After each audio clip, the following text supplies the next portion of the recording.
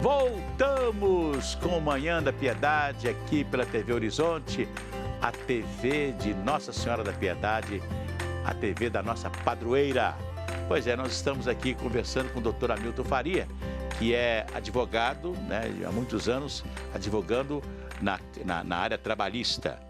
O senhor, como é um advogado da área trabalhista, está sempre nos fóruns, né, de justiça do trabalho, não só aqui de Belo Horizonte, mas de outras praças do Brasil.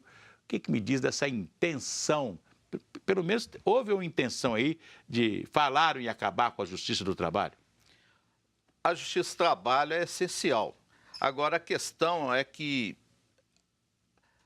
se confunde Justiça do Trabalho com o Ministério do Trabalho. São dois órgãos totalmente diferentes.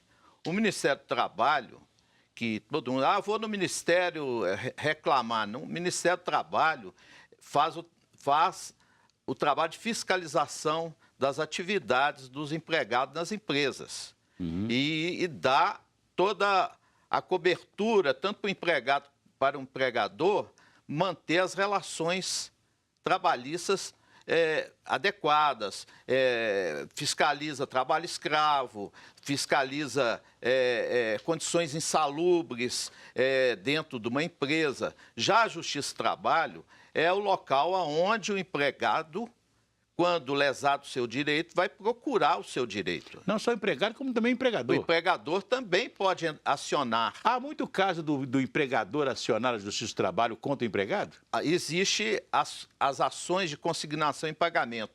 Um exemplo, a mais usada pelo empregador é essa ação. O empregado foi embora, não deixou endereço. Aí o empregador quer pagar a rescisão dele, aí ele entra com ação na Justiça do Trabalho, de consignação e pagamento, pede a citação por edital, se caso ele não conseguir localizar o empregado. E essa seria uma das ações. É tão interessante porque essa citação por edital é muito difícil porque normalmente o cidadão não lê nada daquilo que sai nos diários oficiais, não é verdade? Né? De vez em quando eu fico assim, mas saiu no Diário Oficial. Mas ninguém lê o Diário Oficial, a não ser os interessados, né? O advogado está sempre lendo o Diário Oficial, até porque ele acompanha tudo aquilo que da ação dele, justamente no que é publicado no Diário Oficial, né? Nos editais, etc., né? É uma forma legal que o empregador tem de precaver de possíveis multas, porque se ele atrasar o pagamento da rescisão, mais de 10 dias, ele sofrerá uma multa equivalente a mais um salário do empregado. Doutor Hamilton, é uma coisa interessante, né? Que a Justiça do Trabalho também, como o próprio Ministério do Trabalho, ficaram muito modernos, né? E hoje você já acompanha pelo computador a sua ação, como é que ela anda, não é verdade? Isso, a informática, ela trouxe uma clareza e uma transparência muito grande para todas as atividades, né? Isso aí, a tecnologia, ela facilitou. Hoje, o empregado, ele entra no Google e sabe dos direitos dele. Ele já sabia pelo costume, pelas informações, né? E hoje ele se informa muito, e informa inclusive do que os tribunais estão julgando, a justiça está deferindo. Falou-se muito, quando falou-se na extinção do Ministério do Trabalho, né? A gente sabe que houve recentemente no Brasil uma relação incestuosa, né, entre o Ministério e sindicatos, né? Muitos sindicatos foram formados assim, fundados, né, com uma série de corrupção aí que envolveram não só os sindicalistas, como até funcionários do Ministério. Mas não é isso que vai dizer se o Ministério serve ou não, não é verdade? O que tem é que a legislação tem que ser rigorosa com a criação de sindicato. E pessoas sérias, né, para trabalhar. Claro. Né? E quanto mais sindicatos tem, mais se pulveriza o poder do trabalhador. Tem que haver sindicatos que representem verdadeiramente a categoria. Agora, a questão que prejudicou um pouco, e até acho demais, o sindicato, foi a desonerar a obrigação do empregado contribuir com o sindicato. Agora, o sindicato vai ter que ter um espírito empresarial de procurar os sócios os para sócios, que eles sejam verdadeiramente sindicalizados e que contribuam para que o sindicato seja forte. Porque agora só vale aquele empregado que, né, fez uma declaração de que concorda com, por exemplo, com o desconto de um dia de trabalho por ano para o sindicato da sua categoria, né? Se ele não declarou aquilo oficialmente para o governo, para a justiça e etc., verdadeiramente ele está desonerado de pagar o sindicato. Hoje o empregado, ele se sindicaliza se ele quiser, é facultativo. Mas eu acho que isso poderá fazer o sindicato crescer e modernizar. É verdade. E os sindicalistas, no meu entendimento, tem que estar no chão da fábrica. Uma parte da atividade sindical, ele está dentro do sindicato. A outra parte, ele teria que estar dentro do chão da fábrica para que ele possa ver o que está acontecendo verdadeiramente com o trabalhador. É verdade, né? Houve, assim, em muitos sindicatos, né, um estilo de vida sindical muito diferente, por exemplo, que oferece clube, assistência médica, uma série de vantagens para que o empregado continue, né, naturalmente, filiado, não só filiado, como também contribuindo com o sindicato, né? O sindicato, eu fui advogado dos sindicatos bancários. Os sindicatos bancários tinha um colégio dos sindicatos bancários maravilhoso. O que precisa é o sindicato olhar para esse lado também do trabalhador e fazer com que a categoria se fortaleça. Uma coisa interessante, doutor Hamilton Faria, foi a recente declaração do presidente eleito aí, está aí todo mundo conversando ainda sobre o problema dos médicos cubanos, né? Que vieram para o Brasil trabalhar e não se levou em conta para os médicos cubanos a legislação trabalhista do Brasil, né? Eles são pagos, tira-se um pouco do dinheiro deles para remunerar o país de onde eles vieram, né? E eles não têm nenhum tipo de garantia.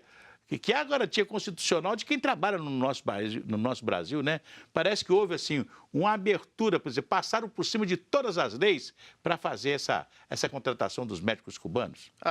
Essa contratação é uma contratação política, e não uma contratação que obedeceu às normas vigentes no Brasil. Pois se alguém, por exemplo, tivesse entrado, por exemplo, com ação contra o governo brasileiro que permitiu isso, quer dizer, permitiu passar por cima de todas as leis trabalhistas, ele mesmo que é o guardião da lei. Para mim, a forma como foi contratada, totalmente inconstitucional. E a lei do país deve prevalecer. A Mendes Júnior, quando teve obra no Iraque, prevalecia a lei brasileira, e não a lei do Iraque. Porque a lei do Iraque é como no caso da lei da China, né? A China praticamente não tem. A legislação trabalhista da China o empregado lá não tem direito nenhum praticamente, não é verdade? É só trabalhar dia e noite, né? Eu entendo que do lado do empregado deve se aplicar a lei mais benéfica. Se ele está no Brasil e a lei brasileira, onde que ele trabalhou, é que deve ser observado. Pois é. Olha, é muito importante o senhor deixar o seu telefone, né? Tem um telefone do seu escritório? Tem. Qual que é? 999-810582. 999-810582. E o 3261-4284. Seu escritório fica na Savassi? Savassi, na Paraíba, Rua Paraíba, 966, sala 408. Beleza. Então, agora vamos falar de um assunto que pouca gente gosta de falar, mas que a gente tem que falar, né? Nós vamos falar de morte. Diz que morte é a única coisa que a gente sabe que vai acontecer na vida da gente. Você nasce, né? E um dia vai morrer. Agora, a morte é um mistério, não é verdade? A gente não sabe quando ela chega. É por isso que nós temos que estar preparados, né? Você não sabe quando que vai acontecer, mas você sabe que pode acontecer. Então, 0800 726 0140, fale com a Metropax. Eu indico a Metropax porque eu conheço. Olha aqui, às vezes, quando você perde uma pessoa da família, aí você vai procurar fazer o sepultamento. Hoje, um sepultamento do mais simples possível está praticamente R$ 5.000. Olha, a família fica com 2 traumas: a perda do ente querido e o custo para sepultar alguém. Por isso eu falo, faça um plano funerário na Metropax. A Metropax é a empresa que eu conheço e que está sempre preocupado, até mesmo com aquelas pessoas que estão ali, não é, participando do seu plano funerário, inclusive com cursos para você superar o luto, né, palestras, muita coisa boa. Ligue para lá, 0800 726 0140, faça o seu plano funerário na Metropax.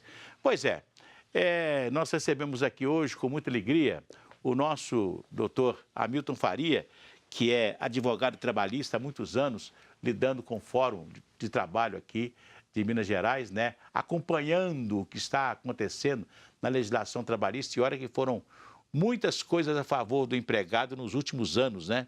Eu fico me lembrando quando se votou, né, o 13º salário, na verdade, e foi os empregadores ficaram apavorados, porque temos que pagar mais um salário por mês, por ano, não é verdade? Mas acabou que o 13º salário já faz parte da cultura trabalhista do Brasil, sem problema nenhum, ninguém reclama mais, né? A questão 13º, quando se iniciou o pagamento 13º, balançou um pouco a empresa, mas a empresa ela tem que se adaptar às novas regras. Os bancos, antigamente, pagavam aos empregados 14º, 15º, 16º salário. As empresas pagavam, inclusive, lucro, né? Muitas empresas pagavam lucro, né? Participação dos lucros e resultados. Né? E isso não afetava em nada os bancos. É verdade. A questão toda é porque, às vezes, vira pecado mortal. O banco pagava 14º, 15º, 16º. Aí os advogados começaram a exigir que esses valores pagos constasse na indenização. Constasse na indenização, constasse na regra de pagamento de férias, no cômputo do pagamento de férias. O que os banqueiros fizeram? Acabaram com isso. Acabaram. Então, tem certos benesses que o sindicato tem que negociar. E a legislação hoje, trabalhista, deu esse poder de negociação, para que também a coisa não seja só para um lado. Pois é. Eu quero agradecer o doutor Hamilton Faria pela presença dele aqui, esclarecedora. Muito obrigado. Né? Volto sempre, para a gente sempre falar de problemas trabalhistas, né? Isso é importante. Vamos continuar com a Síria Caixeta no Manhã da Piedade.